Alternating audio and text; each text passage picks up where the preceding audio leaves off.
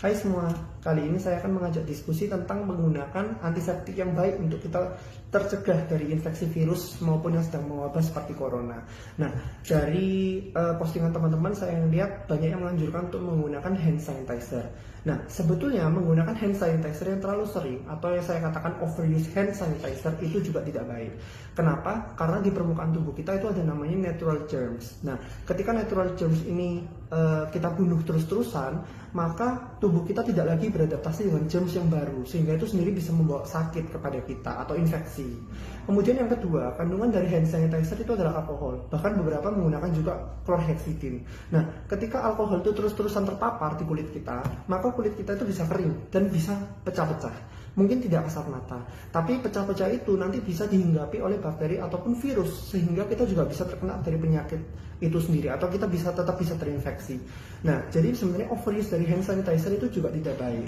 Nah, lalu apoteker Sony bagaimana kita mengantisipasi atau menggunakan antiseptik yang seperti apa yang baik? Yang paling bagus sebetulnya adalah menggunakan sabun.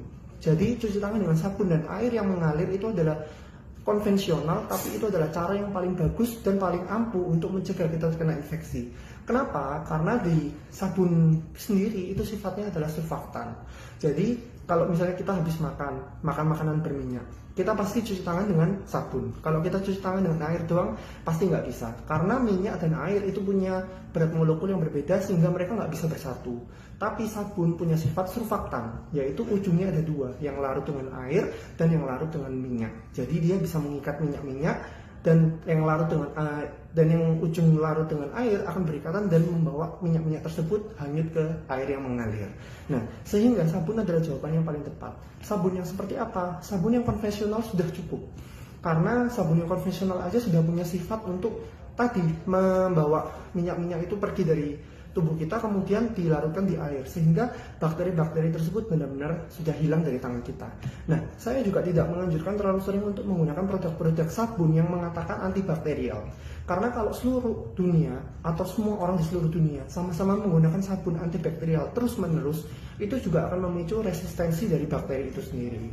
Jadi sebenarnya menggunakan sabun yang paling bagus adalah sabun konvensional, mau sabun apapun itu. Nah, kalau sabun batang atau sabun cair, mana yang paling bagus? Sebetulnya sama-sama bagus. Cuma kalau mau menghindari, kalau di fasilitas umum pakailah sabun cair. Kalau di rumah dan itu dipakai oleh kalian sendiri, sabun batang sudah sangat cukup. Karena kan kalau sabun batang dipakai bersama-sama juga kurang hygiene kalau menurut saya sendiri. Nah, jadi ini sabun-sabun batang, ini kan refillnya.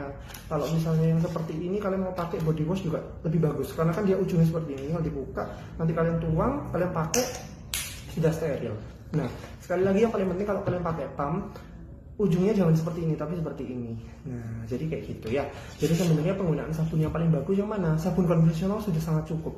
Menggunakan hand sanitizer itu juga bagus, tapi penggunaan hand sanitizer yang paling bagus adalah ketika kondisi mendesak, ketika tidak ada sabun dan tidak ada air mengalir sama sekali.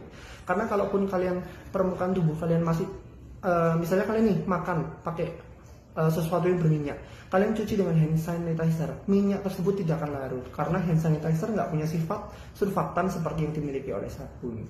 Oke, jadi sampai di sini aja. Stay healthy people.